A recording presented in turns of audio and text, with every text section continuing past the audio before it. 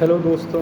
तो आज हम डिस्कस करने वाले हैं कि शूर्पणखा ने किस तरह अपने पति का बदला लिया।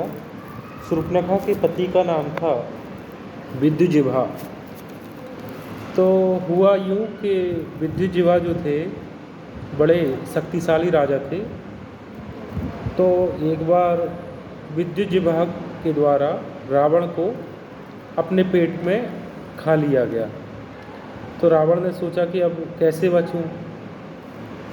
तो रावण ने अपनी बहन शूर्पणखा से कहा कि बहन तुम मुझे बचा लो और मैं तुम्हारे बेटे को लंका का राज्य सौंप दूंगा, राजा बना दूंगा।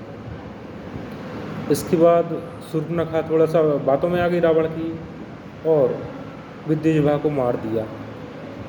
अब बाद में जब शूर्पणखा को मालूम चला कि यह तो झूठ बोल रहा था, यह मेरे पुत्र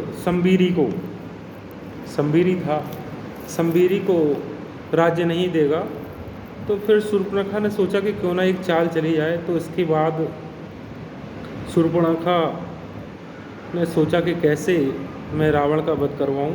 तो शूर्पणखा को मालूम था कि उसको कोई भी यक्ष, नाग, किन्नर, देवी देवता उसको नहीं मार सकते, उसको केवल सामान्य पुरुष के द्वारा मारा जा सकता है।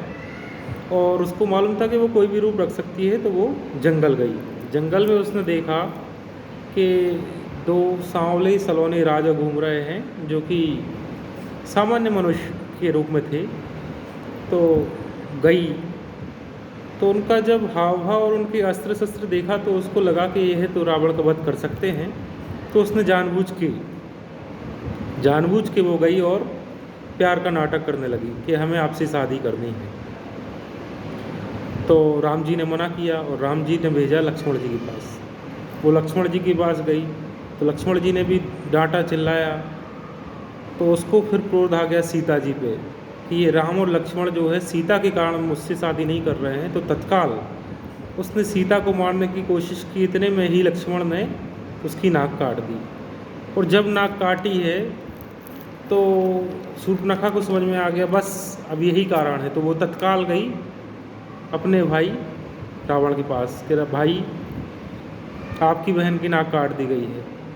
अब शूर्पणखा को मालूम था कि भाई केवल अपनी बहन की नाक काट देने से उन शूरवीरों से लड़ने नहीं जाएगा। तो उसने साथ में कहा कि देखिए उन शूरवीरों ने नाक तो काटी है परंतु उनके साथ एक स्त्री है जो कि बहुत सुंदर है, उसके जैसा सुंदर पूरे विश्व में इस लोक में नहीं है। तो रावण भी अपनी बहन का बदला लेने के लिए नहीं परंतु उन सीता माँ के लिए, सीता को हरण करने के लिए गया। और यहीं से राम जी और रावण का युद्ध स्टार्ट हुआ और शूर्पणखा ने अपने पति का बदला लिया। धन्यवाद। ऐसी कहानियाँ सुनने के लिए सब्सक्राइब करें। Thank you.